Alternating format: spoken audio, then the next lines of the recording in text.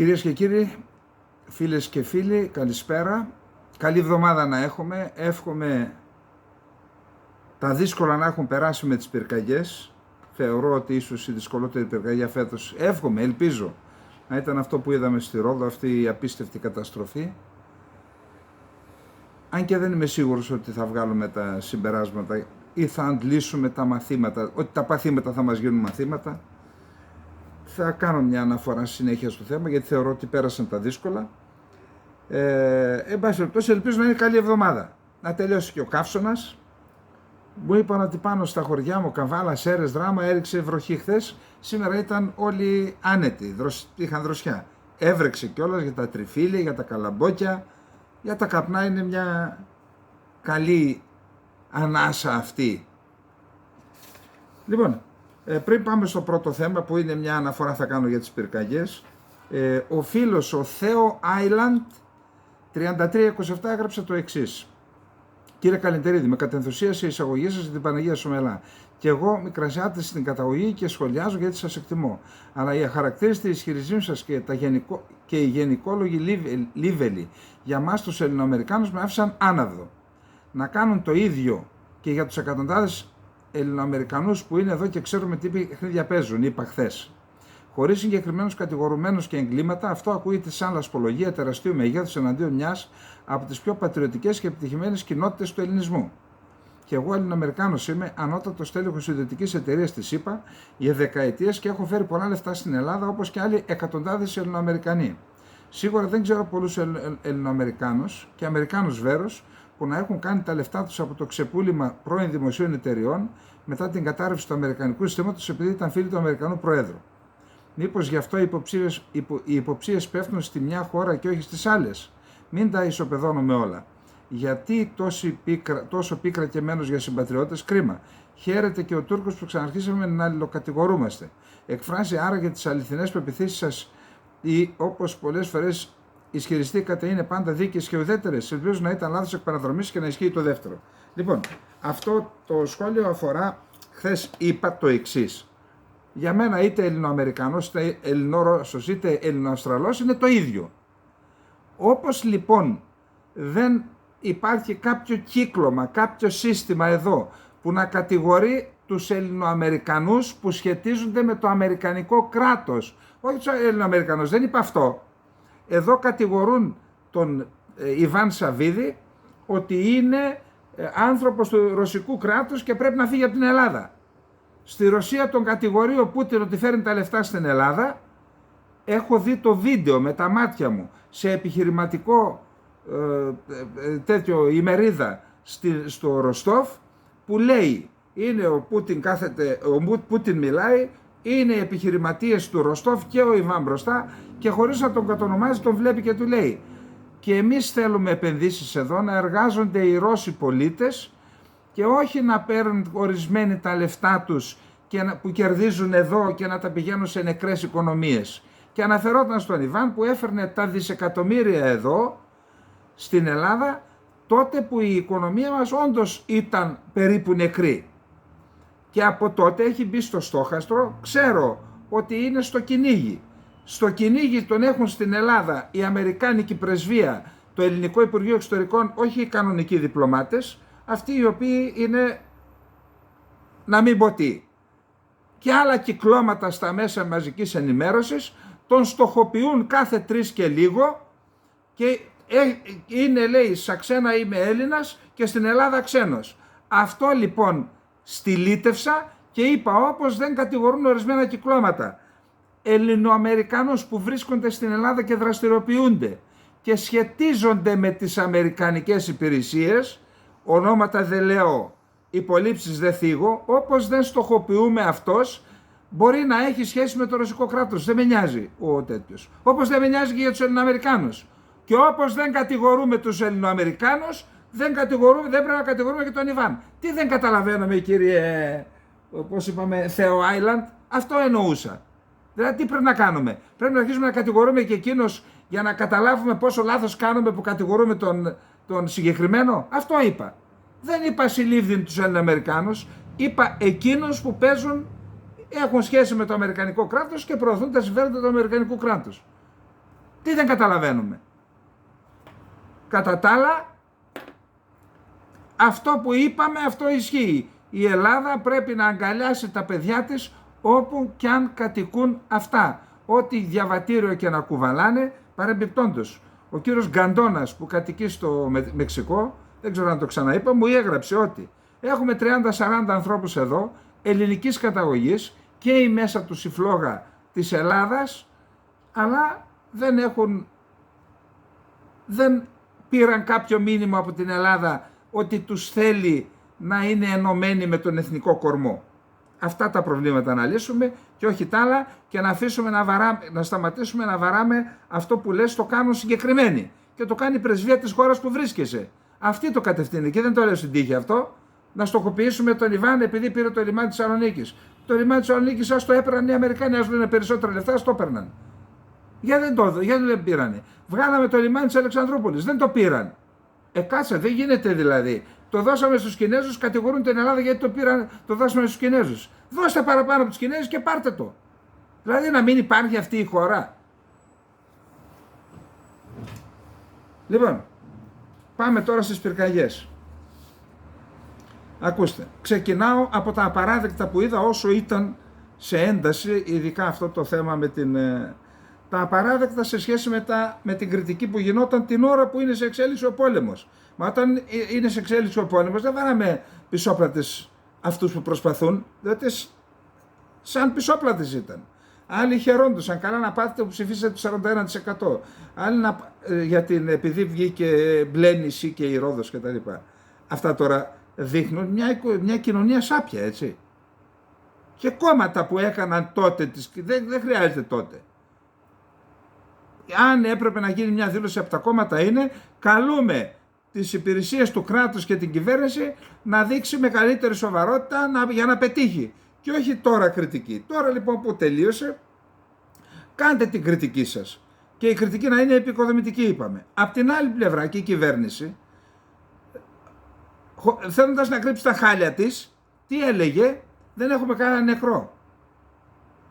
Τώρα συγγνώμη, είναι επιχείρημα αυτό? Ενώ καίγεται το σύμπαν, εσύ λες δεν έχουμε κανένα νεκρό και να φέρεις μπροστά το μάτι? Είναι αυτό πολιτική?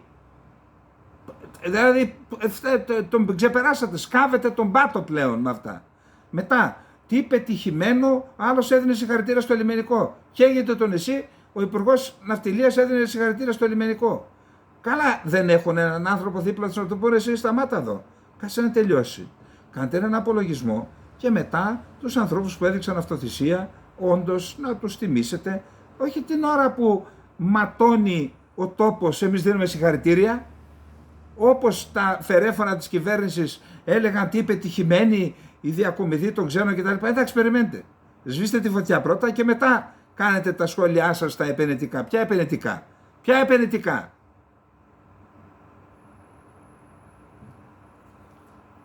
Λοιπόν, πάμε τώρα στην ουσία, πυρκαγιές. Τη δεκαετία του 80 εγώ υπηρετούσα και στις Σέρρες και στη Μυτιλήνη και κάπου εδώ πέρα. Ιδιαίτερα στις Σέρρες, επί 3 χρόνια, είχαμε εποχούμενες περιπόλους όλο το καλοκαίρι στα δάση των Σερών. Και επειδή ήμουν σε μονάδα που είχε τη δυνατότητα, είχαμε συνεχώς Σάββατα, Κυριακές, 15 Αύγουστο, πανηγύρια. Καθόμασταν μέσα και συντονίζαμε τις περιπόλους που διώχναμε και τα δάση ήταν υποπροστασία. Σε συνεχή, δεν είχαμε και κινητά τότε, επικοινωνία μέσω ασερμάτων, που να σταματήσεις με τα κιάλια, βλέπαν όλες τις περιοχές, πήρε φωτιά. Αμέσως στην πυροσβεστική, μέσα και η πυροσβεστική φυσικά, τότε ήταν και τα δασαρχεία, δεν ήταν πυροσβεστική, ήταν τα δασαρχεία, στο ταχύτερο δυνατόν, όταν την προλάβεις, θυμάμαι τότε λέγαμε και κάτι στους στρατιώτες και στους αξιωματικούς που κάναμε μαθήματα για την πυρόσβεση. Το πρώτο λεπτό χρειάζεται ένα ποτήρι νερό για να σβήσει. Το δεύτερο λεπτό ένας τενεκές, το τρίτο και μετά από 10 λεπτά χρειάζεται ένα βιτίο. Θέλω να πω, ο χρόνος είναι κρίσιμος. Άρα τι κάνουμε? Καταρχάς η πυροπροστασία δεν ξεκινάει το Μάιο όπως το κάνουν εδώ. Η προπροστασία ξεκινάει με το τέλος της αντιπυρικής περίοδου. Τότε μαζεύεις όλες τις πυρκαγιές που έχουν μπει. Ξέρετε, για κάθε πυρκαγιά γίνεται και μία προανάκριση. Παίρνεις λοιπόν τα πορίσματα. Πώς βγήκαν οι πυρκαγιές. Αν είναι από τεχνικούς λόγους, ΔΕΗ και τα λοιπά, διορθώνεις την επόμενη όμως, όχι το Μάη, την επόμενη του τέλους της αντιπυρικής περίοδου. Διορθώνεις λοιπόν αυτά. Αν μπήκαν από εμπρισμούς, τι κάνεις, παίρνεις μέτρα. Τι μου βγάλατε τώρα που φούντωσαν οι φωτιές, μου λέτε βγάλαμε περιπόλους. Τώρα. Αυτά πρέπει να γίνουν από το Μάιο. Άρα,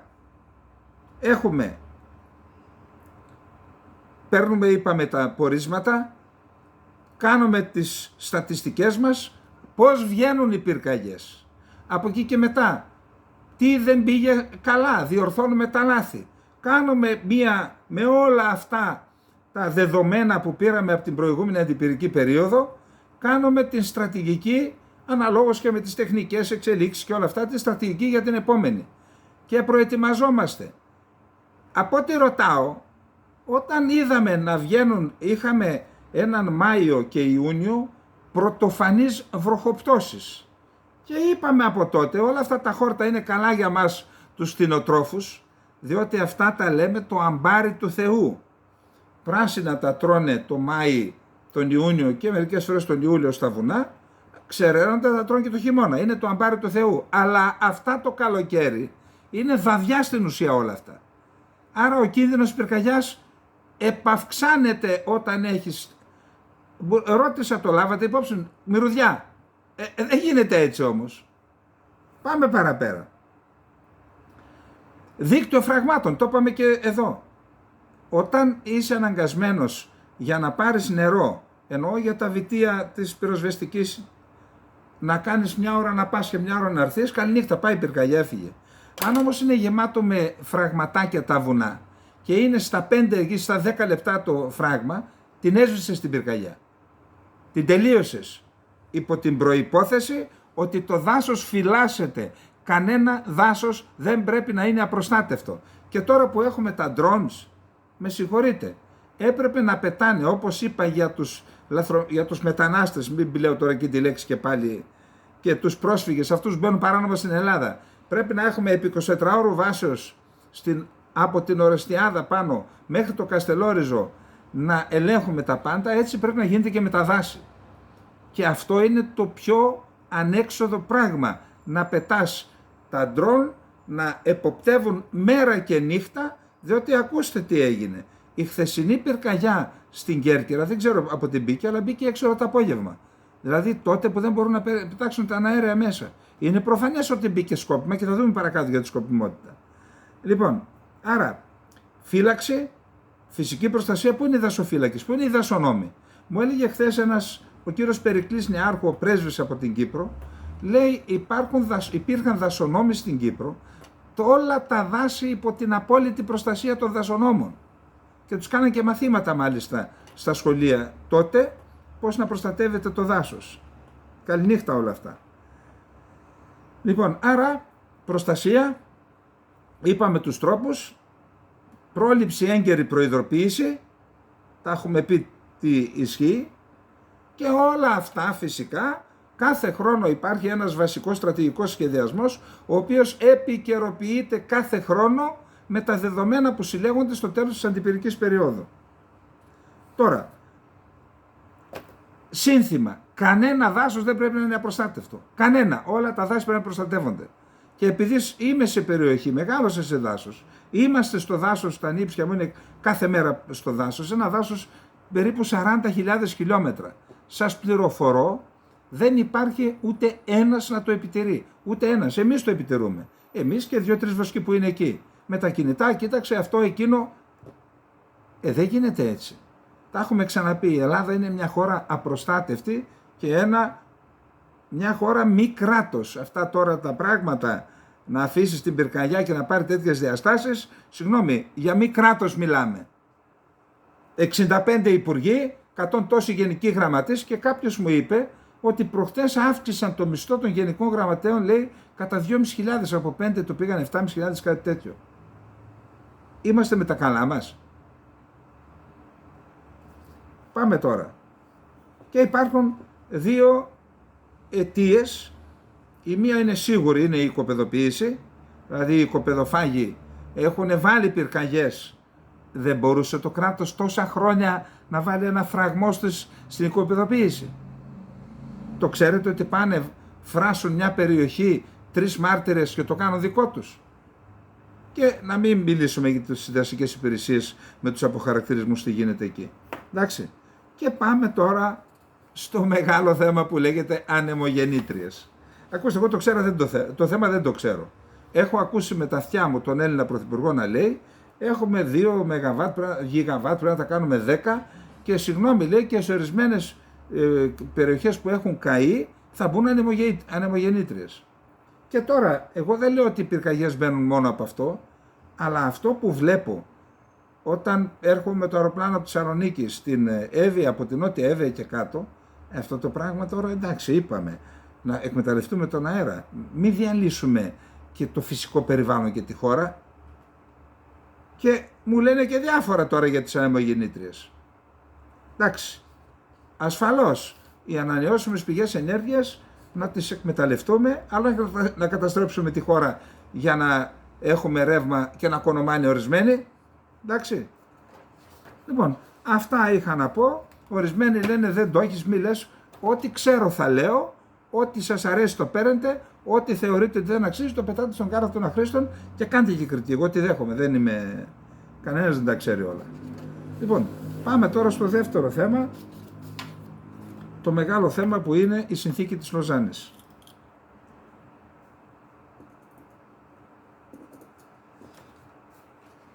Λοιπόν, η κατάσταση έχει ως εξής. Ξεκινάει το 14 ο Πρώτος Παγκόσμιος Πόλεμος. Η Ελλάδα είναι διχασμένη. Ο βασιλιάς και το Λαϊκό Κόμμα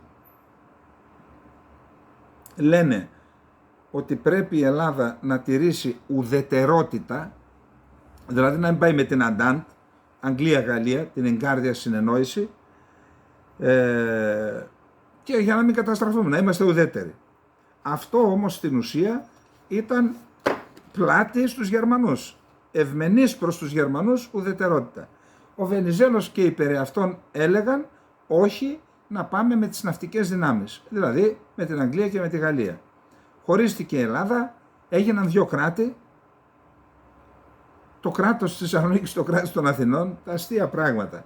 Εν πάση περιπτώσει μπήκαμε στον πόλεμο, μάχη του Σκρά, μάχη της Δοϊράνης, έγιναν οι μάχες πάνω, μπήκαμε τελευταίοι και επειδή μπήκαμε τελευταίοι μας είχαν και θεώρησαν ότι αν είχαμε μπει στον πόλεμο με την απόπειρα των Άγγλων, των Αυστραλών και των Νεοζηλανδών να αποβιβαστούν στα Δαρδανέλια για να καταλάβουν την Οθωμανική Αυτοκρατορία, ότι αν ήταν και η Ελλάδα στον πόλεμο τότε θα είχε πετύχει εκείνη η μάχη. Εκεί χάσαν δεκάδες χιλιάδες ανθρώπους οι Άγγλοι, από τους Τούρκους και από τους Γερμανούς, γιατί οι Τούρκοι παρουσιάζουν τον Οθωμανικό στρατό ότι αυτός νίκησε τους Άγγλους και αποκρύπτουν ότι στην ουσία όλη την άμυνα εκεί την οργάνωσαν οι Γερμανοί.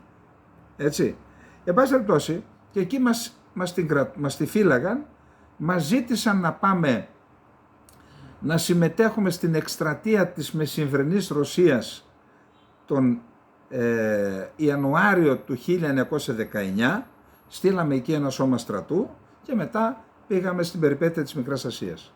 Εν πάση περιπτώσει, τις 30 Οκτωβρίου του 1918, σε ένα θωρηκτό, αγγλικό θωρηκτό, αυτά όλα έχουν σημασία έτσι, με αγγλικό θωρηκτό έφεραν τον Όθωνα. Ο Όθωνας ήταν Γερμανός, αλλά με αγγλικό θωρηκτό τον έφεραν στο ναύπλιο.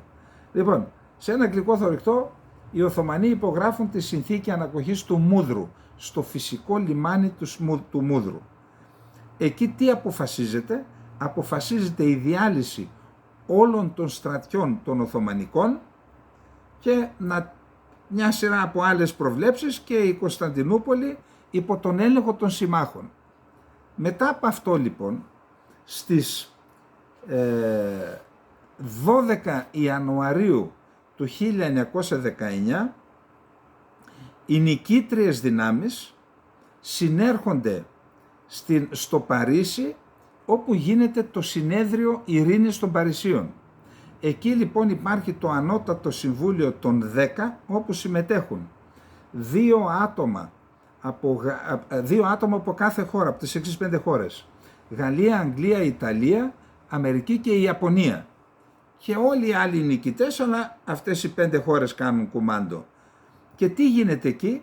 Γίνεται η επεξεργασία από διάφορες επιτροπές, να υπάρχουν ειρηνευτικές συνθηκολογήσεις στην ουσία, συμφωνίες ειρήνης με τις 5 βασικές χώρες που ήταν στο πλευρό της Γερμανίας. Δηλαδή, η Γερμανική Αυτοκρατορία, Αυστρο-Ουγγαρία, Αυστρία και Ουγγαρία, η Βουλγαρία και η Τουρκία. Αυτοί είμαστε, Οθωμανική Αυτοκρατορία. Και έτσι επεξεργάζονται και υπογράφονται 5 συμφωνίες. Η πρώτη ήταν η Συμφωνία των Βερσαλιών. Καταρχάς, στο συνέδριο του Βερολίνου αποφασίζεται η διάλυση 3 αυτοκρατοριών, της Γερμανικής, της Αυστρο-Ουγγρικής και της Οθωμανικής. Υπογράφονται λοιπόν 5 συμφωνίες. Η πρώτη ήταν των Βερσαλιών, η οποία αυτή η συμφωνία, ξέρετε, το έχουμε πει και για τον Ηράκλειο αυτά, όταν συντρίβεις τον αντίπαλο, τότε η νίκη σου μπορεί στο τέλος να μετατραπεί σε ήττα. Έτσι έγινε και με τη συνθήκη των Βερσαλιών. Οι όροι που επευλήθησαν στους Γερμανούς ήταν τόσο ταπεινωτικοί που γέννησαν στην ουσία, ή μάλλον λειτουργήσαν σαν ένα λίπασμα στο χωράφι που φύτρωσε ο ναζισμός και είχαμε το Δεύτερο Παγκόσμιο Πόλεμο. Είναι μεγάλη ιστορία, αλλά μην πάμε σε αυτό. Μετά ακολούθησε η Συμφωνία του Αγίου Γερμανού, που ήταν οι νικητές, υπόψη ότι τότε ιδρύθηκε και η Κοινωνία των Εθνών, δηλαδή ο πρόδρομος του Οργανισμού Ηνωμένων Εθνών. Οι νικητές έκαναν έναν οργανισμό, ο οποίος θα επέβλεπε τη διεθνής νομιμότητα, αλλά όπως την εννοούν οι νικητές. Έτσι έγινε και με τον Οργανισμό Ηνωμένων Εθνών και το Συμβούλιο Ασφαλείας, που συμμετέχουν οι 5 νικήτριες δυνάμεις του Δεύτερου Παγκοσμίου Πολέμου. Εκεί λοιπόν ιδρύεται η Αυστρία, διαλύεται η Αυστρο-Ουγγαρία, είναι η συνθήκη του Αγίου Γερμανού. Με τη συνθήκη του Νεϊγή είναι η συνθήκη ειρήνης μεταξύ των νικητών και της Βουλγαρίας, και τότε υπογράφεται μεταξύ Ελλάδας και Βουλγαρίας και η συμφωνία εθελουσίας ανταλλαγής των πληθυσμών, και λύνεται σε μεγάλο βαθμό το πρόβλημα με τους κομιτατζίδες που είχαν δημιουργήσει οι Βούλγαροι από το μακεδονικό ζήτημα, αλλά όχι σε σχέση με τους Σκοπιανούς, με τους Βουλγάρους που διεκδικούσαν τη Μακεδονία, ότι είναι δικιά τους, είναι βουλγαρικό έδαφος, έτσι. Εκεί λοιπόν λέει, όσοι είναι Βούλγαροι, νιώθουν ότι είναι Βούλγαροι, να φύγουν και να πάνε στη Βουλγαρία, και όσοι νιώθουν ότι με τη θέλησή τους, και όσοι νιώθουν ότι είναι Έλληνες, να φύγουν και να έρθουν στην Ελλάδα. Και έτσι έχουμε στην Ελλάδα Νέα Αγαθούπολη, Νέα Μεσημβρία, Νέα Αγχίαλος, μια σειρά από πόλεις που είναι πρόσφυγες Έλληνες από τη Βόρεια Θράκη, από τη Βουλγαρία. Η 4η συμφωνία είναι η Συμφωνία του Τριανών, νικητές με την Ουγγαρία, έτσι ιδρύθηκε το Ουγγρικό κράτος, και η 5η συμφωνία είναι οι νικητές με την Οθωμανική Αυτοκρατορία, που είναι η Συνθήκη των Σευρών. Η Συνθήκη των Σευρών υπογράφεται τον Αύγουστο του 20 και τελειώνει και το Συνέδριο των Παρισίων. Συνέδριο Ειρήνης των Παρισίων. Όμως η Συνθήκη των Σευρών είναι σαν ένα παιδί που γεννήθηκε νεκρό. Γιατί? Διότι υπέγραψαν οι νικήτριες δυνάμεις με την Οθωμανική Αυτοκρατορία, ενώ μερικούς μήνες πριν είχε αποβιβαστεί στην μαρτυρική Σαμσούντα Αμισό ο Μουσταφά Κεμάλ, έκανε τα συνέδρια της Σεβάστιας και του Ερζερούμ και ανασύστασε, έκανε τον δικό του στρατό, διαλύθηκε η Οθωμανική Βουλή και ίδρυσε την Τουρκική Εθνοσυνέλευση στην Άγκυρα, και ενώ υπήρχε μία συμφωνία μεταξύ των νικητών και της Οθωμανικής Αυτοκρατορίας, η Οθωμανική Αυτοκρατορία δεν υφίστατο. Είχε δημιουργηθεί το κίνημα του Κεμάλ. Και εμείς εντωμεταξύ είμαστε στη Μικρά Ασία, χάνουμε τον πόλεμο τον Αύγουστο του 1922 και δεν εφαρμόζεται ποτέ η συνθήκη των Σευρών, η οποία συνθήκη των Σευρών μεταξύ άλλων είχε πρόνοιες καταδίκης της Τουρκίας, της Οθωμανικής Αυτοκρατορίας και για τα θέματα της γενοκτονίας. Πάμε λοιπόν τώρα,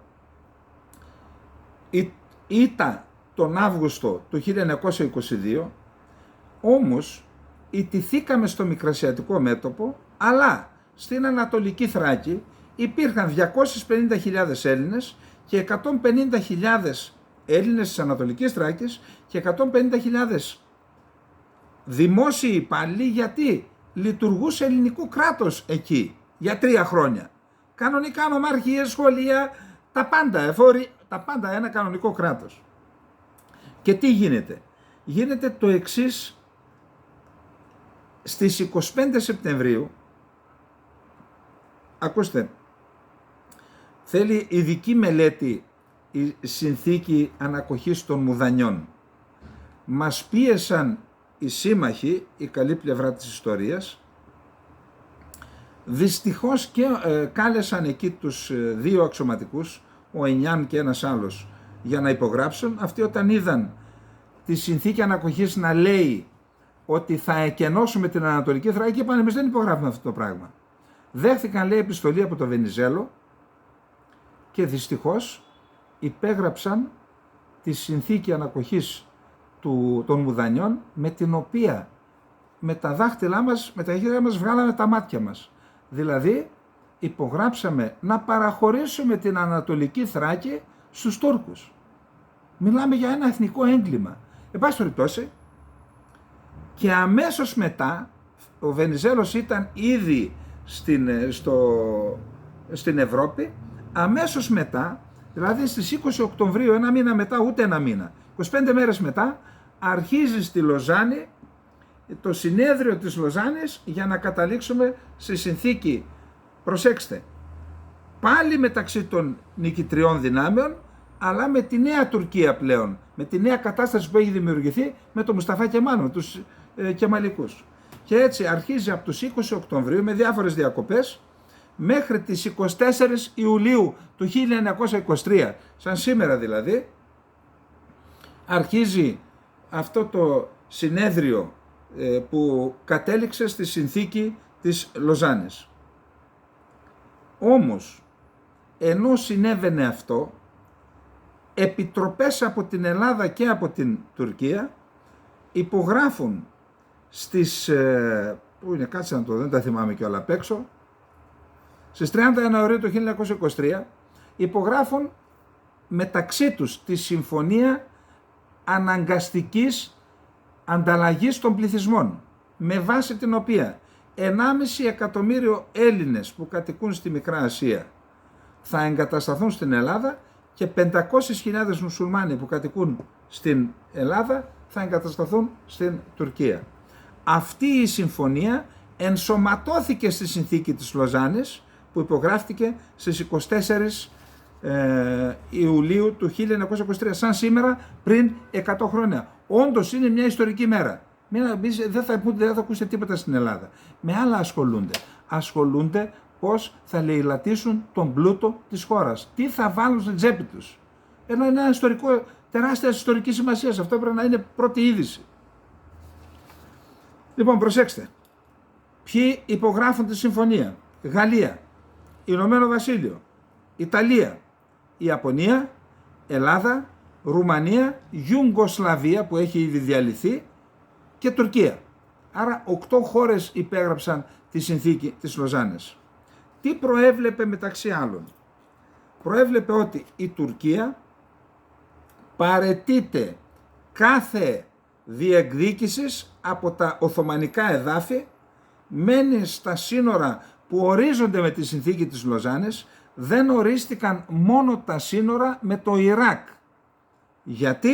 Γιατί η Τουρκία διεκδικούσε το Κερκούκ και το Μοσούλη, οι Άγγλοι δεν το έδιναν, αυτά ορίστηκαν με τη συνθήκη της Άγκυρας το 1925, αφού εν τω μεταξύ οι Άγγλοι διοργάνωσαν, υποδάβλησαν 2 εξεγέρσεις, τη μία των Εστοριανών και μία των Κούρδων, για να εκβιάσουν τον Κεμάλ και να υπογράψει και την οριοθέτηση με το Ιράκ. και να μείνει το Κερκούκ του Μοσούλη στο βασίλειο του Ιράκ που ήταν προτεκτοράτο της Αγγλίας. Εδώ λοιπόν, άρα μένει η Τουρκία μόνο στα εδάφη που έχει, δηλώνει ότι παραιτείται κάθε δικαιώματος και διεκδίκησης και πέραν των 3, όχι ναυτικών μιλίων, 3 μιλίων από τις ακτές της, για τις αθλιότητες που λέει τώρα θέλω τα νησιά. Αυτά έβαλε την υπογραφούλα της εκεί πέρα. Τι άλλο, ενώ σε συνθήκη των Σευρών υπήρχε αναφορά στη γενοκτονία που είχαν διαπράξει και οι Νεότουρκοι και οι Κεμαλικοί εναντίον των Ελλήνων, εδώ έγινε το ανάποδο. Οι Τούρκοι, επειδή εδώ υπήρχε το εξής τρελό κανονικά, ήταν από τη μια πλευρά οι νικητές και από την άλλη η τιμένη Τουρκία. Αλλά σε μικρογραφία υπήρχε η νικήτρια Τουρκία εναντί της Ελλάδας, που ήταν τιμένη. Δηλαδή με τους νικητές στον Παγκόσμιο Πόλεμο, με τους ηττημένους στον Ελληνοτουρκικό. Και εκεί επέβαλε τους όρους της. Ο Βενιζέλος ήταν από την επικεφαλής της διαπραγματευτικής ομάδας στην Ελλάδα, της ελληνικής. Ο Ισμέτη Νονού ήταν από την πλευρά των Κεμαλικών. Εκεί λοιπόν τι κάνουν? Απαιτούν πολεμικές αποζημιώσεις. Ήρθατε στη χώρα μας, λέει, μας καταστρέψετε, να βάλετε λεφτά. Η Ελλάδα δηλώνει αδυναμία και βρίσκεται η εξής φόρμουλα. Να δώσουμε στην Τουρκία το τρίγωνο του Κάραγατς. Είναι μια περιοχή, εκεί που είναι ο πρώτος φράχτης που μπήκε, μεταξύ Βίσσας και Ορεστιάδας, εκεί οι Καστανές. Είναι η περιοχή η οποία ήταν καθαρά ελληνική, με ελληνικό πληθυσμό, και δεχόμαστε να φύγουμε από εκεί. Γιατί το απέτησαν οι Τούρκοι? Για να είναι εν ασφαλεία η Αδριανούπολη, να μην μπορούν να την πλήξουν με τα πυροβόλα της εποχής. Και έτσι δίνουμε μια ελληνική περιοχή στην Τουρκία. Το Δε Κάραγατς ήταν, άμα δείτε, ένα μικρό Παρίσι. Αν δείτε, ψάξτε φωτογραφίες να δείτε. Ένα μικρό Παρίσι. Το δίνουμε στους Τούρκους για να μην διεκδικούν αποζημιώσεις. Τώρα έρχονται, το ξαναθέτουν το θέμα αποζημιώσεων. Εν πάση περιπτώσει, όντως εκεί τι προβλέπεται? Προβλέπεται η μερική στρατιωτικοποίηση των νησιών του Βορείου Αιγαίου. Προβλέπεται να οριστικοποιηθεί η παραχώρηση της Δωδεκανήσου στην Ιταλία. Οριστικοποίηση, οριστικά, η μερική αποστρατιωτικοποίηση ή η μερική στρατιωτικοποίηση των νησιών του Βορείου Αιγαίου. Τα δε στενά, όπως αναφέρονται, και όχι τουρκικά στενά, και όπως μου είπε ο φίλος μου ο κύριος Τσάφος, δεν είπα οι Τούρκοι, για να δείξω πόσο σημασία έχουν οι γεωγραφικοί όροι, θέλουν να λένε τα στενά τουρκικά στενά, δεν τα είπα εγώ τουρκικά στενά. Άρα τα στενά, όπως αναφέρονται στη συμφωνία της συνθήκη της Λοζάνης, δεν ασκεί πλήρη κυριαρχία η Τουρκία, δεν είναι απλά αποστατικοποιημένα. Είναι διεθνή στενά, και η θάλασσα του Μαρμαρά και τα στενά του Βοσπόρου της Κωνσταντινούπολης και τα Δαρδανέλια. Η Τουρκία λοιπόν τι κάνει? Θα το θίξουμε μια άλλη φορά αυτό, αλλά τι κάνει? Επειδή βλέπει ότι είναι κρίσιμο για αυτήν το ζήτημα των στενών, μεθοδεύει τη συνθήκη του Μοντρέ του 1936, έρεται το καθεστώς της αποστατικοποίησης, και τότε μάλλον κάποιοι κοιμώντουσαν εδώ στο Υπουργείο Εξωτερικών, δεν βάζουν την αποστρατικοποίηση και των νησιών, ενώ την άρση του καθεστώτος στρατιωτικοποίησης και των νησιών Λίμνου, Σαμοθράκης και των νησιών του Βορείου Αιγαίου, και μένει η Τουρκία με την επιτυχία και εμείς ακόμα να διαχειριζόμαστε αυτό το ζήτημα. Εν πάση περιπτώσει, αυτή είναι η συνθήκη της Λοζάνης, μια συνθήκη θεμέλιο. Οι Τούρκοι την ονομάζουν συμβολιογραφική πράξη ίδρυσης της τουρκικής δημοκρατίας. Είναι σημαντική συνθήκη, δεν θέλουν να την αλλάξουν, να την ακυρώσουν. Να την τροποποιήσουν, ναι, αλλά δεν θέλουν να την αλλάξουν. Σημειωτέλουν ότι οι Άγγλοι, αυτά είναι γραπτά, είχαν υποσχεθεί αυτονομία στους Κούρδους, τους την έδωσαν με τη συνθήκη των Σευρών, στη συνέχεια τους πούλησαν στη Λοζάνη, ξέρετε πώς? Όταν ήταν σε εξέλιξη και σε κορύφωση οι συνομιλίες για να πάρει την τελική μορφή, η Τουρκία έκανε στη Σμύρνη ένα συνέδριο για την οικονομία. Και σε αυτό το συνέδριο παίρνει αποφάσεις ότι η Τουρκία θα στραφεί στη Δύση. Παίρνουν αυτές τις αποφάσεις ο Ινονού, τις δείχνει στους Άγγλους, και έτσι, αφού εξασφάλισαν οι Άγγλοι ότι η Τουρκία θα είναι υποχείριό τους και υπό την στρατηγική τους επιρροή, θα ασκούν στρατηγική επιρροή, πούλησαν τους πάντες και εμάς δηλαδή, έτσι, και έπαιξαν το παιχνίδι της Τουρκίας και το παίζουν ακόμα και σήμερα. Λοιπόν, αυτά για τη συνθήκη της Λοζάνης. Κάναμε ένα αφιέρωμα γιατί θεωρώ ότι άξιζε τον κόπο και να πάμε γρήγορα να δούμε τα υπόλοιπα θέματά μας.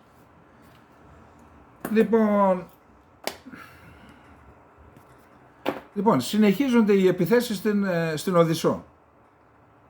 Είπαμε ότι είναι μια πόλη κόσμημα. Ο πρώτος δήμαρχός ήταν ο Μαρασλής, κάποιος μου το έγραψε και όλος το ήξερα. Η πόλη στην οποία ιδρύθηκε η φιλική εταιρεία. Η πόλη δεν είναι μόνο αυτή. Και το Μικολάγεφ και η Χερσόνα είχαν ακμεότατο ελληνικό πληθυσμό, ελληνικές κοινότητες. Τους έσφαξαν οι Μπολσεβίκοι επειδή στείλαμε στρατό το 19, ένα σώμα στρατού που στείλαμε τότε στην μεσημβρινή Ρωσία. Έτσι αναφέρεται στην στρατιωτική ιστορία η εκστρατεία στη μεσημβρινή Ρωσία. Σημερινή Ουκρανία λοιπόν ονομαζόταν μεσημβρινή Ρωσία. Λοιπόν, συνεχίζονται, είπαμε ότι οι Ρώσοι δεν είχαν βομβαρδίσει την Ουκρανία, την είχαν σεβαστεί, τώρα την είχαν σεβαστεί, δεν ξέρω και τι σκοπούς είχαν, τώρα λοιπόν συνεχίζονται οι βομβαρδισμοί, χτυπούν και στρατιωτικούς στόχους αλλά και λιμενικές εγκαταστάσεις, πιθανότατα να ασκήσουν πίεση για το ζήτημα της μεταφοράς των σιτηρών που είναι το πέμπτο μας θέμα, το δούμε μετά. Πάμε λοιπόν να δούμε τι έγινε. Νέα ρωσική επίθεση με τηλεκατευθυνόμενα μη αποδρομένα αεροσκάφη Σαχέντ 36 ήταν. Είχε αποτέλεσμα να καταστραφεί υπόστεγο όπου αποθηκεύονται σιτηρά και να τραυματιστούν 4 λιμενεργάτες, ανέφερε η διοίκηση του νότιου τομέα του Ουκρανικού στρατού στα μέσα κοινωνικής δικτύωσης. Τη νύχτα επίθεση γύρω στις 4 το πρωί που διεξήχθη με drones Σαχέντ 136 είχε στόχο λιμενική υποδομή. Υπόστεγο αποθήκευση σιτηρών καταστράφηκε και δεξαμενές αποθήκευση άλλων φορτίων υπέστησαν ζημιές, αναφέρεται στο κείμενο. Βάσει των αρχικών πληροφοριών, 3 μη επανδρομένα αεροσκάφη καταστράφηκαν. Η Μόσχα από την πλευρά της λέει ότι χτυπήσαν στόχους όπου προετοίμαζαν εκεί τρομοκρατικές ενέργειες. Το έχουμε πει, ξέρετε, οι μεγάλες δυνάμεις, όχι μόνο όλες και η Τουρκία, ό,τι δεν της αρέσει λέει είναι τρομοκρατική ενέργεια ή τρομοκράτες. Ο Ερντογάν, όποιον περνάει από το απέναντι πεζοδρόμιο, τον υποπτεύεται, δεν τον ελέγχω, τρομοκράτες. Τώρα τι τρομοκρατικές ενέργειες? Ό,τι βαράτε εσείς, βαράνε και οι Ουκρανοί. Τώρα αυτά θα λέμε. Λοιπόν, τώρα σε σχέση με την προχθεσινή επίθεση, όπου κτυπήθηκε ο καθεδρικός ναός της μεταμορφώσεως του Σωτήρος, το Κίεβο λέει ότι είναι έγκλημα πολέμου. Είχαμε και μια δήλωση από την UNESCO για το θέμα, καταδικάζει με έντονο τρόπο. Το Ρωσικό Υπουργείο Άμυνας λέει δεν τον καταστρέψαμε εμείς, λέει, τον κατέστρεψε Ουκρανικός αντιαεροπορικός πύραυλος. Ο Ζελένσκι είπε ότι θα κάνει αντίπεινα για τα κτυπήματα στην Οδυσσό. Τώρα, ο Μαρκ Μίλεϊ, ο αρχηγός ΓΕΘΑΠ τον είπα, ομολόγησε ότι οι Ρώσοι είχαν αρκετό χρόνο να οικοδομήσουν μια πολύ περίπλοκη γραμμή άμυνας. Υπάρχουν πολλά σύνθετα ναρκοπαίδια, αντιαρματικά δόντια δράκου, σειρματοπλέγματα, χαρακόμματα. Κατασκεύασαν τουλάχιστον 2 ή και 3 ζώνες άμυνας και αυτό είναι πρόβλημα στην πρόοδο της Ουκρανικής αντεπίθεσης. Το CNN έκανε ρεπορτάζ, πήγε σε ένα υπόγειο στρατηγείο, στο υπόγειο στρατηγείο της 47ης Μηχανοποιημένης Ταξιαρχίας των Ενόπλων Δυνάμεων της Ουκρανίας, όπου εκεί οι αξιωματικοί επιτελείς, τι είπαν στο CNN, υπάρχουν περισσότεροι Ρώσοι από εμάς, ενώ έπρεπε να γίνεται το αντίθετο. Ο επιτιθέμενος έχει σχέση αναλογίας με τον αμυνόμενο 3/1. 3 ο επιτιθέμενος, 1 ο αμυνόμενος. Εδώ λένε περισσότεροι αμυνόμενοι. Πώς θα κάνεις επίθεση? Έχουν περισσότερα όπλα, περισσότερα πυρομαχικά και είναι και περισσότεροι άνθρωποι. Αυτά τα προβλήματα δεν μπορούμε να τα ξεπεράσουμε.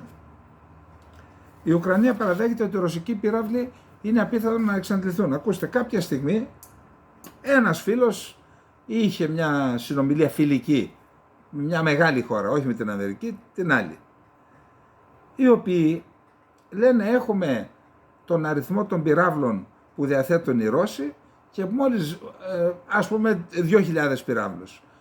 Εκτοξεύουν 30, σβήνουμε 30. Την άλλη μέρα 20, σβήνουμε 20, λέει υπολογίζουμε θα εξαντληθούν. Να σας πω κάτι, αυτό είναι και παιδαριώδες. Εγώ δεν μπορώ να πιστέψω ότι κάνουν τέτοιο πράγμα μεγάλες χώρες. Καλά, τους ρυθμούς παραγωγής τους ξέρεις. Μπορεί να καταναλώνουν 20 πυράβλους την ημέρα και να κατασκευάζουν 30. Τι κόλπο είναι αυτό. Και τους έπεισαν τους Ουκρανούς ότι θα τελειώσουν οι πύραυλοι, θα πάρετε μια βαθιά ανάσα και μετά θα αντεπιτεθείτε. Για κοιτάξτε τώρα τι λένε οι Ουκρανοί. Η Ουκρανία παραδέχεται ότι οι ρωσικοί πύραυλοι είναι απίθανο να εξαντληθούν. Το ρεκόρ της προπαγάνδας για το θέμα αυτό προσπάθησε να αντιστρέψει ο Γιούρι Ιγνάτ, ο υπεύθυνος των αεροπορικών δυνάμεων της Ουκρανίας. Δεν μπορούμε να πολεμάμε για πάντα εχθρικούς πυράβλους, οι οποίοι εξακολουθούν να παράγονται. Το προφανές. Αφήστε όλο τον κόσμο. Ο κόσμος, λέει, πρέπει να πνίξει την τουρκική οικονομία με κυρώσεις, γιατί αν δεν το κάνει αυτό, αυτοί θα εξακολουθούν, αν έχουν δηλαδή την οικονομική δυνατότητα, θα μπορούν να παράγουν συνεχώς πυράβλους και να μας πνίξουν. Δεν μπορεί με ένα αντιαεροπορικό σύστημα να αντιμετωπίσεις μια χώρα που έχει αυτές τις δυνατότητες. Είπε το προφανές ο άνθρωπος. Τους δούλεψαν. Να σας πω κάτι. Τους δούλεψαν τους Ουκρανούς, εγώ δεν λέω ότι έχω τη λύση, αλλά τους δούλεψαν όλοι αυτοί που τους έβαλαν σε αυτή την περιπέτεια και η δική τους ηγεσία, αλλά και οι άλλοι για να κάνουν τα δικά τους συμφέροντα, τους δούλεψαν και τώρα τους εγκαταλείπουν. Όπως εγκατέλειψαν τον Ιωαννίδη, έτσι που τους έκανε τη δουλειά και τους πέταξαν σαν στεμένη λεμονόκουπα, κάποιους τους προστάτεψαν φυσικά, έτσι θα εγκαταλείψουν και την ηγεσία της Ουκρανίας και θα την πληρώσει η χώρα φυσικά, όπως την πλήρωσαν η Κύπρος και την πληρώνει ακόμα. Η πιθανότητα μιας μεγάλης κλίμακας αντεπίθεσης των ενόπλων δυνάμεων της Ουκρανίας φέτος μειώνεται σημαντικά, καθώς η κατάσταση στο μέτωπο έχει αλλάξει δραματικά εις βάρος της Ουκρανίας. Η Wall Street Journal, παρακαλώ. Ο Ουκρανός Υπουργός Άμυνας, ο Ολεξίη Ρεζνίκοφ, κάπου τον είδα ότι έχει δεκάδες εκατομμύρια περιουσία. Κάπου η κόρη του παντρεύτηκε, μου φαίνεται, και σε ένα γάμο πολυτελείας. Λοιπόν, είπε στο CNN ο Ρεζνίκοφ ότι οι Ουκρανοί χειριστές αεροσκαφών θα εκπαιδευτούν στα F-16, εντός του Αυγούστου θα αρχίσει η εκπαίδευσή τους. Στρατιωτικός εμπειρογνώμονας Βίκτορ Λιτόβκιν. Η Δύση απαιτεί επιτυχία στο μέτωπο της αρχές του Κιέβου και από το Κίεβο και λέει να ρίξει τις εφεδρίες στην πρώτη γραμμή. Ωστόσο, χωρίς αεροπορική υποστήριξη, μια μεγάλη κλίμακας επίθεση είναι καταδικασμένη σε αποτυχία και θα προκαλέσει μόνο περισσότερες απώλειες στον Ουκρανικό στρατό. Ο Ουκρανός είναι ο άνθρωπος. Πρέπει να έχουμε κάποιες επιτυχίες στο μέτωπο από πλευράς Κιέβου, καθώς το φθινόπωρο τελειώνει και οι δυτικοί χορηγοί, δυσαρεστημένοι με την αποτυχία της καλοκαιρινής αντεπίθεσης, πιέζουν την Ουκρανία να προχωρήσει στη μεγάλη αντεπίθεση. Λέει λοιπόν ο τύπος, οι ένοπλες δυνάμεις της Ουκρανίας διαθέτουν εφεδρίες από διάφορες ταξιαρχίες που έχουν εκπαιδευτεί από εκπαιδευτές του ΝΑΤΟ. Όμως, μία επίθεση με μεγάλες δυνάμεις είναι αδύνατη ελήψη αεροπορικής υπεροχής. Οι ένοπλες δυνάμεις της Ουκρανίας δεν διαθέτουν αεροπορική υποστήριξη. Χωρίς αεροπορική υποστήριξη είναι αδύνατο να καλυφθούν τα τεθωρακισμένα οχήματα, τα άρματα και το πεζικό στη διάρκεια της προέλασης. Αντίστοιχα, ο αριθμός των απολειών του Ουκρανικού στρατού θα αυξηθεί ακόμα περισσότερο κατά τη διάρκεια του μήνα της επίθεσης, που έχουμε ήδη χάσει από την αρχή της αντεπίθεσης 26.000 ανθρώπους. Σύμφωνα με τον ειδικό εμπειρογνώμονα, οι ένοπλες δυνάμεις της Ουκρανίας λειτουργούν πλέον σύμφωνα με τα πρότυπα του ΝΑΤΟ. Ωστόσο, για την επίθεση πρέπει να μπορέσεις να σπάσεις τις άμυνες του εχθρού σε βάθος. Οι δυτικοί ειδικοί που δεθύνουν τα πάντα στην Ουκρανία δεν έχουν πολεμήσει ποτέ ενάντια σε ισχυρό εχθρό και ήδη δεν ξέρουν πώς να το κάνουν αυτό. Δηλαδή, όντως εδώ το σκεφτόμουν όταν προετοίμαζα την εκπομπή και έβλεπα και τους χάρτες. μετά τον Δεύτερο Παγκόσμιο Πόλεμο δεν έχει ξαναγίνει τέτοιος πόλεμος. Δηλαδή επίθεση μεγάλης κλίμακας σε οργανωμένη τοποθεσία. Δηλαδή ενώ ξέραμε ότι ο πόλεμος γίνεται με τα κουμπιά, έτσι λέγαμε, με τα κουμπιά μωρέ θα τελειώσει ο πόλεμος, τι βλέπουμε? Ναρκοπαίδια, σύρματοπλέγματα, αντιαρματικά δόντια δράκου, ορίγματα, πάλι ξαναγυρνάμε στα κλασικά δηλαδή. Επαναλαμβάνω, και σε αυτά τα θέματα αλλά και στα θέματα του ηλεκτρονικού πολέμου και των κουμπιών πρέπει οι ελληνικές ένοπλες δυνάμεις και η εθνική φρουρά κάθε μέρα να βγάζουν συμπεράσματα και να τα μαζεύουν. Να τα μαζεύουν για να είμαστε έτοιμοι αν και εφόσον. Πάμε, τελείωσε και ο χρόνος ρε παιδιά. Η Ουκρανία πρέπει να φροντίσει οι γυναίκες που έφυγαν από τη χώρα να επιστρέψουν, διότι είναι απαραίτητες για την αποκατάσταση της οικονομίας. Οι περισσότεροι άνδρες μεταξύ 18 και 60 ετών απαγορεύεται να φύγουν από τη χώρα. Γεγονός που εξηγεί γιατί το 68% των Ουκρανών προσφύγων που έχουν φύγει από τη χώρα είναι οι γυναίκες. Η αποτυχία επαναφοράς οποιασδήποτε από τις 2,8 εκατομμύρια γυναίκες σε ηλικία εργασίας θα κοστίσει στην Ουκρανία το 10% του ετήσιου ΑΕΠ, σύμφωνα με τον Αλεξάνδρ Ισάκοφ που μίλησε στο Bloomberg Economics. Αυτό είναι 20 δισεκατομμύρια δολάρια ετησίως, το χειρότερο σενάριο, το οποίο θα αντιστάθμιζε εύκολα το προτινόμενο τετραετές πακέτο βοήθειας της Ευρωπαϊκής Ένωσης για την Ουκρανία ύψους 12,5 δισεκατομμύρων ευρώ το χρόνο. Σύμφωνα με το Υπουργείο Οικονομίας της Ουκρανίας, η χώρα στερείται 4,5 εκατομμύριων εργαζομένων και επιχειρηματιών που εργάζονται για την αποκατάσταση της οικονομίας. Καταλαβαίνετε λοιπόν ότι πέρα από το ανθρωπιστικό υπάρχει και το ζήτημα της οικονομίας. Οι άνθρωποι πρέπει να ανατάξουν την οικονομία τους. Πώς θα το κάνεις άμα δεν έχεις εργαζόμενους? Και δεν μπορούν να πάρουν εισαγόμενους εργαζόμενους. Πώς θα πάνε να δουλέψει στην Ουκρανία σε μια χώρα που είναι υποπόλεμο. Λοιπόν, πάμε στο τέταρτο θέμα. Γρήγορα είπαμε. Ρωσία. Ο Πεσκόφ έκανε δηλώσεις για τα επιχειρησιακά. Όλα τα μη επανδρομένα αεροσκάφη που επιτέθηκαν σήμερα στη Μόσχα έχουν εξοδετερωθεί και λαμβάνονται κατάλληλα μέτρα για άλλες επιθέσεις. Είχαμε επιθέσεις νομίζω με 3 μη επανδρομένα στη Μόσχα που τα εξοδετερώσαν. Όλες οι υπηρεσίες που διασφαλίζουν την ασφάλεια της Κριμαίας βρίσκονται σε επιφυλακή λόγω των αυξημένων προσπαθειών επίθεσης ουκρανικών μη επανδρομένων αεροσκαφών. Ο κίνδυνος επιθέσεων στη γέφυρα της Κριμαίας παραμένει. Αυτό απαιτεί συνεχή υψηλό συναγερμό. Μάγος είσαι. Πρώτος στόχος είναι. Οι ισχυρισμοί ότι οι ρωσικές ένοπλες δυνάμεις έπλεξαν το καθεδρικό ναό στην Οδυσσό είναι εντελώς αναλυθείς. Ο ναός καταστράφηκε από πύραυλο της Ουκρανικής αεράμινας. Το Κρεμλίνο εκφράζει τα βαθιά συλληπιτήρια στην οικογένεια του δημοσιογράφου που σκοτώθηκε από πυρά βομβών διασποράς. Ο Πούτιν έγραψε ένα άρθρο «Ρωσία και Αφρική ενώνουν τις δυνάμεις τους για την ειρήνη, την πρόοδο και ένα επιτυχημένο μέλλον». Λέει ο Πεσκόφ ότι διανεμήθηκε ευρέως σε όλη την Αφρικανική Ήπειρο. Εδώ να δείτε, κάνουν μαθήματα οι Ρώσοι που δεν ήταν καλοί στη διπλωματία σε αυτά τα θέματα. Επειδή ήταν άγαρμποι και δεν ήταν καλοί. Τώρα προσέξτε να δείτε τι λέει ο Πούτιν. Οι επαφές μεταξύ Πούτιν και Ερντογάν δεν έχουν ακόμα προγραμματιστεί η συνάντηση, αλλά δεν μπορούν να αποκλειστούν. Να δούμε τι θα γίνει. Μάλλον τον Αύγουστο θα γίνει από ό,τι διαβάζω. Λοιπόν, ο γραμματέας του Ρωσικού Συμβουλίου Ασφάλειας Νικολάη Πατρούσεφ, αυτός είναι ο ισχυρός άντρας, και αν μιλάμε για διάδοχο του Ερντογάν, φήμες λένε ότι ο γιος του Πατρούσεφ είναι αυτός ο οποίος το προετοιμάζει η γραφειοκρατία των μυστικών υπηρεσιών που έφερε τον Πούτιν εκεί. Η ίδια γραφειοκρατία ετοιμάζει το γιο Πατρούσεφ, λένε. Οι ΗΠΑ επιβλέπουν άμεσα το έργο των μονάδων του Ουκρανικού Κέντρου Πληροφοριών και Ψυχολογικών Επιχειρήσεων. Επιπλέον, όπως είπε ο Πατρούσεφ, η διοίκηση κυβερναχώρου του Πενταγώνου, η Εθνική Υπηρεσία Ασφάλειας και το Κέντρο Αριστείας Κυβερνοάμυνας του ΝΑΤΟ στο Ταλίν σχεδιάζουν και κατευθύνουν πληροφοριακές επιθέσεις υπό ουκρανική σημαία στην υποδομή πληροφοριών ζωτικής σημασίας της Ρωσίας. Οι βασικοί στόχοι, σύμφωνα με τον Πατρούσεφ, είναι τα αντικείμενα του ρωσικού χρηματοπιστωτικού συστήματος, τα δίκτυα μεταφορών ενέργειας και τηλεπικοινωνιών, μεγάλες βιομηχανικές επιχειρήσεις και ιστοσελίδες δημοσίων υπηρεσιών. Αυτά θα πρέπει να γίνονται, να είναι αντικείμενο καθημερινής έρευνας, μελέτης και εξαγωγής συμπερασμάτων από την Ελλάδα. Αυτά. Διότι μπορεί να χάσει τον πόλεμο από αυτά.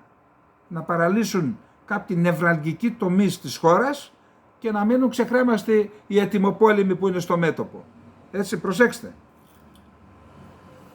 Είχαμε επίσης έκρηξη στο Τζάνγκιοι της Κριμαίας, σε αποθήκη πυρομαχικών.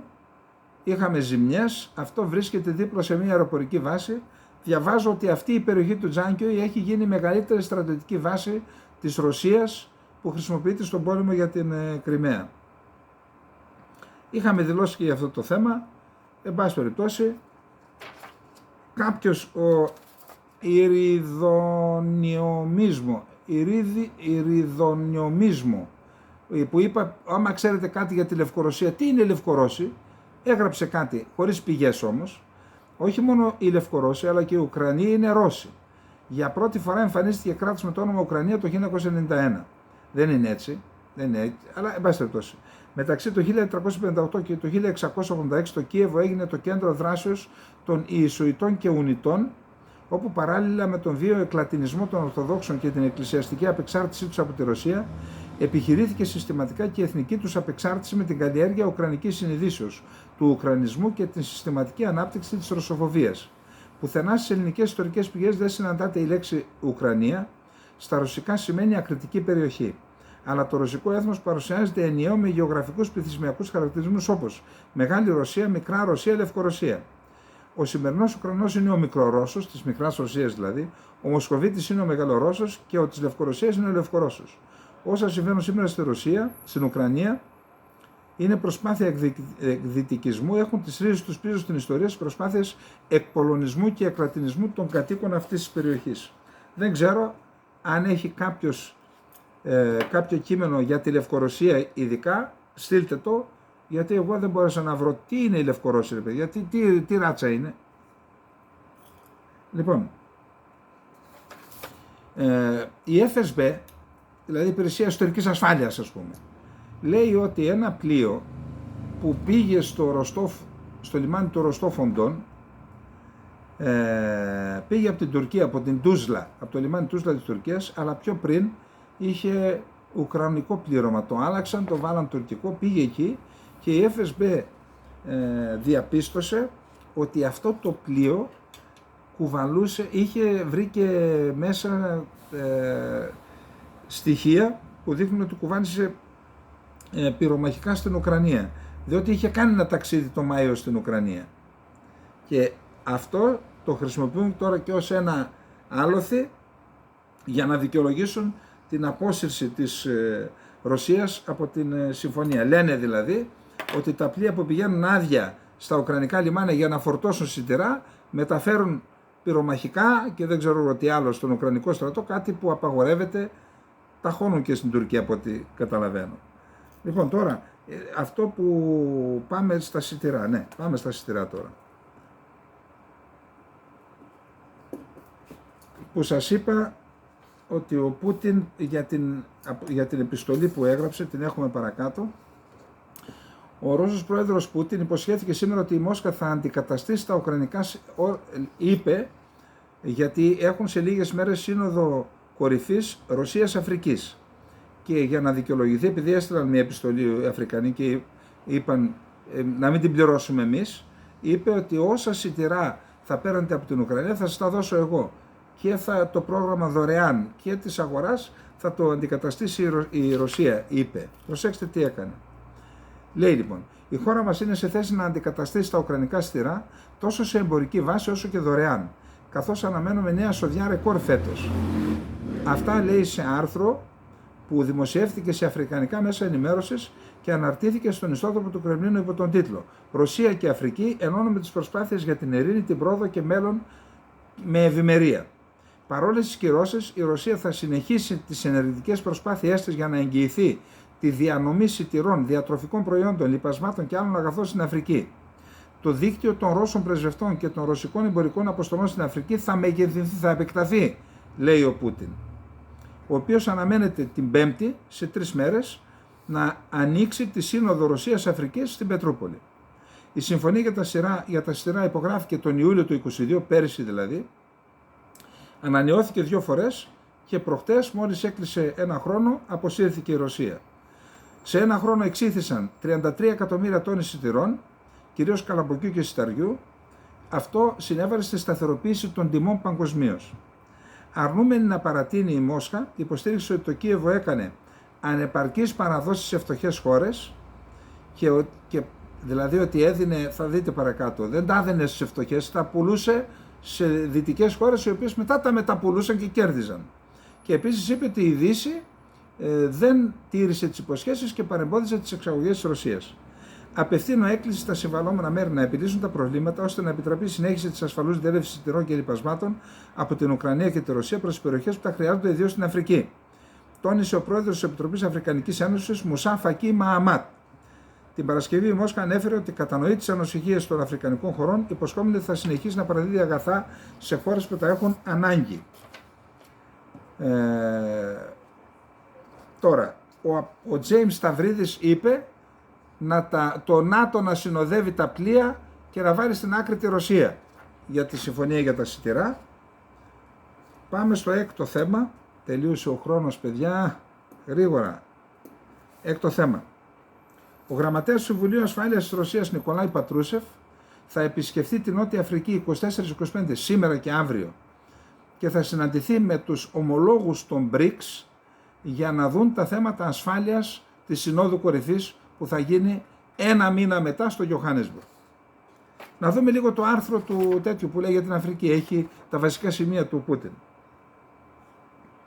Η Ρωσική Ομοσπονδία υποστηρίζει ότι θα δώσει στις χώρες της Αφρικής μία άξια θέση στις δομές που καθορίζουν τη μοίρα του κόσμου, συμπεριλαμβανομένου του Συμβουλίου Ασφαλείας του ΟΗΕ και της G20.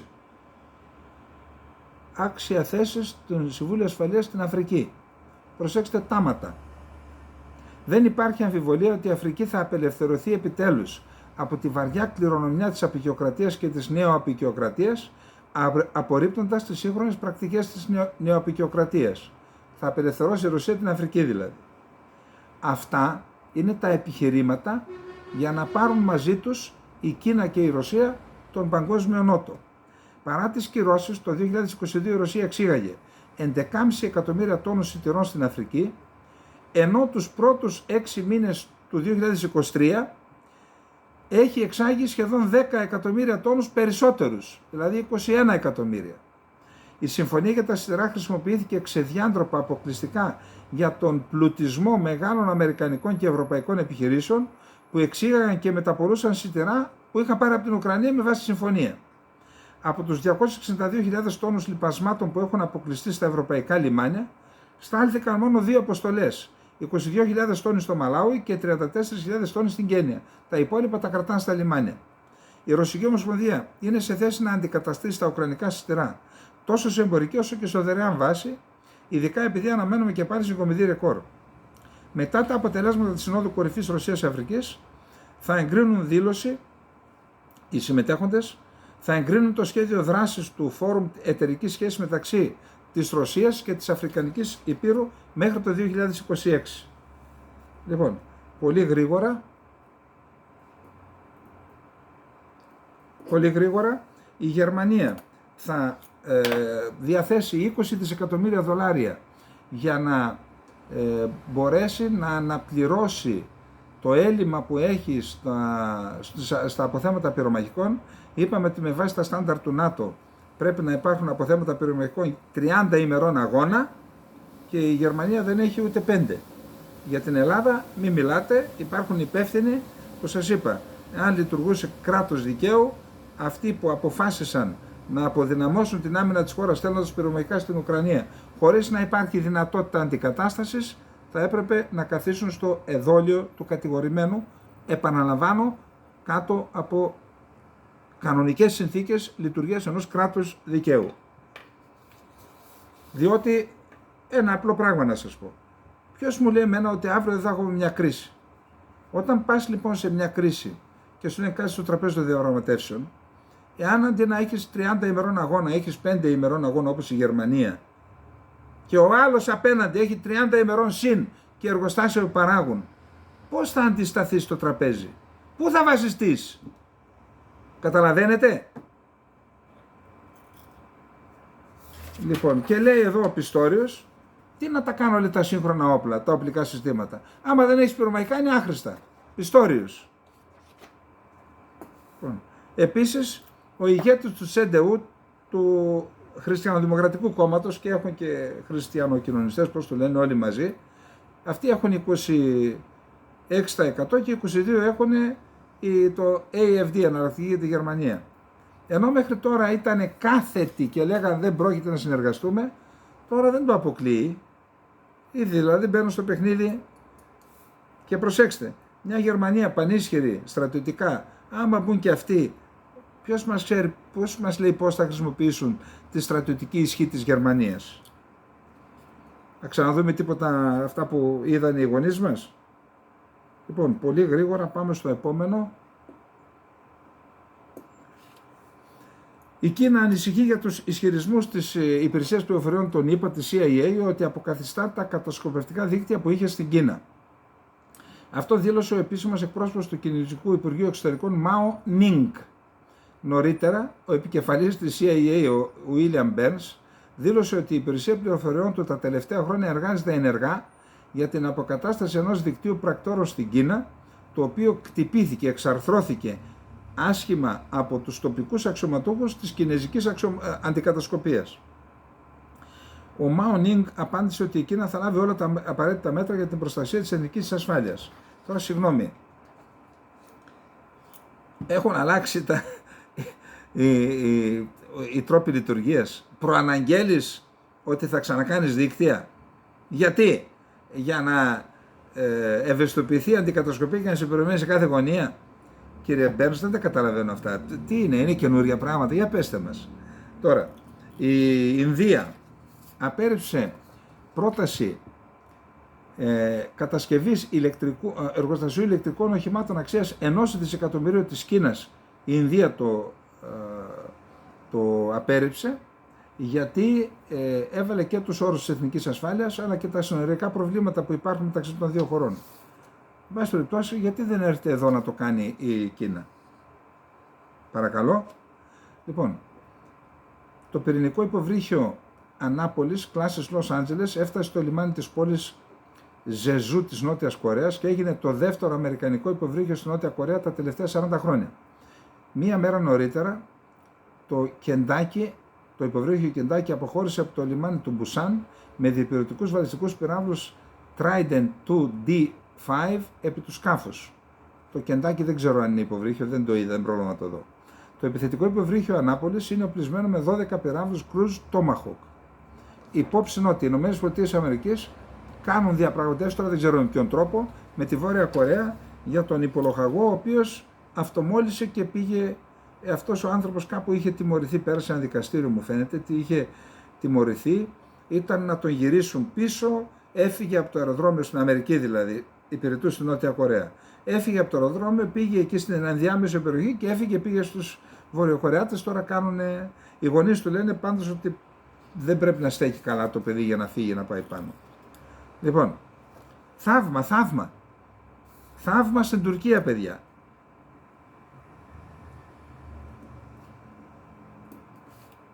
Προσέξτε, δηλαδή, οι Τούρκοι μας περνάνε και για ηλίθιους, για κουτόφραγκους, έτσι. Χθες δημοσίευμα, με προσωπική εντολή του Ερντογάν, που δόθηκε στο διοικητή της Υπηρεσίας Πληροφοριών, τον κύριο Καλίν, εξαρθρώθηκε δίκτυο διακίνησης μεταναστών επταμελές στη Σμύρνη. Τι μας λες Ταΐπ, τι μας λες? Δηλαδή το κράτος διακινητής, το οποίο διακίνησε εκατομμύρια μετανάστες από όλες τις χώρες του κόσμου, Αφρική, ακόμα και από την Λατινική Αμερική, εκεί πάνε στην Τουρκία, από την Τουρκία μας έρχονται, και από την Ασία. Τώρα εξάρθωσε ένα δίκτυο. Ξέρετε γιατί το κάνουν? Θέλουν να δείξουν στην Ευρώπη ότι η Τουρκία πλέον θα γίνει καλό παιδί, και μάλιστα δηλαδή θα αλλάξουν και την νομοθεσία τους για τη χορήγηση ιδιαίτερα σε Σύριους υπηκοότητας, για να μπορέσουν έτσι να εξασφαλίσουν την λεγόμενη απαλλαγή από θεώρηση εισόδου βίζα Σέγγεν. Δηλαδή να περνάνε ελεύθερα στην Ελλάδα και στην Ευρώπη, να μας τουρκοποιήσουν όλους. Άμα το κάνετε αυτό, Και εντωμεταξύ η Τουρκία, και να τους το δώσουμε αυτό, η Τουρκία θα συνεχίσει να έχει λίστες και να μην επιτρέπει στους Έλληνες να επισκέπτονται την Τουρκία, στους ενοχλητικούς. Λοιπόν, αυτά, πάμε τώρα στο τελευταίο θέμα.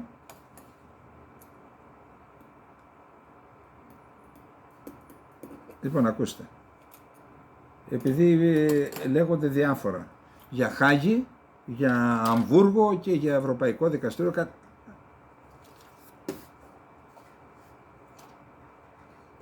είχε επισκεφτεί ο Νταβούτογλου ως Υπουργός Εξωτερικών τη Ρόδο, τη μαρτυρική Ρόδο που κάηκε και καταστράφηκε το φυσικό της σκάλος. Και τότε είχαμε Υπουργό Εξωτερικών, δεν μ' αρέσει να κάνω προσωπικούς χαρακτηρισμούς, αλλά παιδιά, κάποιος δρούτσας, πώς το λέγαμε, πού είναι αυτός ο άνθρωπος? Και μπροστά στις κάμερες λέει ο Νταβούτογλου, λέει, το Καστελόριζο δεν είναι Αιγαίο, είναι Ανατολική Μεσόγειος. Και ο άλλος δεν τον έβαλε στη θέση του. Ξέρετε τι θέλουν? Αν τελικώς, αν τελικώς κάναμε το συνυποσχετικό, που εκεί το τεράστιο αγκάθι είναι από πού θα μετρήσει το δικαστήριο. Αφήστε τα 12 μίλια, ας το πούμε ότι βρίσκεται λύση και γι' αυτό. Από πού θα μετρήσει το δικαστήριο? Έχουμε τις μικρασιατικές ακτές και τα νησιά. Δέχεται η Τουρκία ότι όλα τα νησιά του Αιγαίου είναι ελληνικά για να καθίσουν οι τεχνοκράτες να βρουν τη μέση γραμμή ή τέλος πάντων ό,τι βρουν? Ή θα πούνε η Κανδελιούσα, η Κίναρος, η Ινούσας, η Παναγιά, αυτά δεν είναι ελληνικά. Ας μας πει το δικαστήριο ποιανού είναι, και αφού αποφασίσουν, δηλαδή αφήσουμε τους δικαστές να μας πούν αν οι Ινούσες του πατέρα, το εφοπλιστή και πόσων άλλων εφοπλιστών, αν είναι ελληνικές. Ακόμα και να το δεχθούμε αυτό, ότι ξεπεράστηκε αυτό το πρόβλημα, δεν θα δεχτούν να πάει πακέτο και το Καστελόριζο. Ξέρετε γιατί? Γιατί φοβούνται ότι οι δικαστές μπορεί να το θεωρήσουν ως μέλος του νησιωτικού συγκροτήματος του Αιγαίου και να του δώσουν μεγαλύτερη επίρρεια από αυτό που θέλει η Τουρκία. Η Τουρκία θέλει να μην έχει καθόλου επίρρεια. Γι' αυτό μας λένε κάθε λίγο για το Καστελόριζο. Και ο μόνος, ακούστε, το ξέρω ότι διάφοροι λένε για το Βενιζέλο πολλά και ξέρω εγώ, ό,τι θέλετε κάντε. Ο Βενιζέλος ήταν ο μόνος που έβαλε στις διερευνητικές επαφές το θέμα της υφαλοκρηπίδας, της οριοθέτησης ΑΟΣ και ΑΟΣ, προσέξτε, ο μόνος, Αιγαίου και Ανατολικής Μεσογείου μαζί. Φυσικά είδα και τον κύριο Μητσοτάκη, εγώ δεν θέλω να είμαι άδικος, που λέει Αιγαίο και Ανατολική Μεσόγειο, τα λέει μαζί. Αλλά οι Τούρκοι θέλουν μέχρι τον 28ο, γι' αυτό και πήγε μέχρι τον 28ο και η συμφωνία με την Αίγυπτο που κάποιοι τη χειροκροτούν. Εντάξει. Άρα αυτή είναι η παγίδα και ο στόχος είναι το Καστελόριζο να απομονωθεί από την υπόλοιπη νησιωτική ελληνική επικράτεια για να μπορέσουν να το καταπιούν πιο εύκολα. Λοιπόν, αυτά. Οφείλω μια διευκρίνηση. Χθες είχαμε τίτλο ότι θα τιμωρηθεί ο Ερντογάν. Τι εννοούσα? Γιατί δεν πρόλαβα να το πω χθες. Εντάξει ρε παιδιά, δεν τα προλαβαίνω να τα κάνουμε όλα. Ακούστε, ο Ερντογάν μας παρουσιάζεται για νεοοθωμανός και για πιστός. Υπόψη είναι ότι την Παναγία την πιστεύουν οι Τούρκοι. Δηλαδή θεωρούν ότι ο Ιησούς Χριστός ήταν προφήτης, δεν πιστεύουν στον τριαδικό Θεό ούτε ότι είναι Θεός, προφήτης και ως μάνα του προφήτη. Την αναφέρει και το Κοράνι, και αν πάτε στη Σουμελά για να δικαιολογηθούν που πηγαίνουν τόσο πολλοί Τούρκοι, λένε εμείς την αναφέρουμε και την τιμούμε. Άρα υπάρχει ένα θέμα, ότι αναγνωρίζουν την Παναγία, όπως σας είπα, και αναγνωρίζουν οι νεοοθωμανοί και την σχετική ισχύ των σουλτανικών διαταγμάτων, των φυρμανιών. Εδώ λοιπόν ο Ερντογάν έχει κάνει βλασφημία. Τα φυρμάνια, ξέρετε, είχαν και έναν χαρακτήρα ότι ήταν θεόσταλτα. Ο Σουλτάνος ήταν ο επίτροπος, ας πούμε, του προφήτη Μωάμεθ στη γη. Άρα είχαν μια ιερότητα τα φυρμάνια. Αυτό που έκανε ο Ερντογάν είναι βλάσφημο με βάση τη δική του θρησκευτική ιδεολογία, τον νεοοθωμανισμό του. Και γι' αυτό είπα θα τον τιμωρήσει, θα τιμωρηθεί. Θα τον τιμωρήσει η Παναγία λοιπόν, όπως την πιστεύουν αυτοί. Θα τον τιμωρήσει διότι αυτά που κάνει είναι αθλιότητες, είναι κόντρα ακόμα και σε αυτά που υποτίθεται ότι πιστεύει και τα διαφημίζει. Γι' αυτό είπα λοιπόν ότι θα τον τιμωρήσει η Σουμελά. Λοιπόν, έχω να πω κι άλλα για το θέμα, αλλά δεν λέγονται και όλα. Τι να πω τώρα. Λοιπόν, αυτά, καληνύχτα να είστε όλες και όλοι καλά. Εύχομαι να σβήσουν οι φωτιές. Γι' αυτό σήμερα χαμογελάμε, επειδή τέλος πάντων με τη Ρόδο έφυγε το μεγάλο πρόβλημα. Δεν έχουμε ιδιαίτερα προβλήματα σε όλη την υπόλοιπη Ελλάδα. Τελευταία λέξη. Τα παθήματα και στις πυρκαγιές να γίνουν μαθήματα. Καληνύχτα.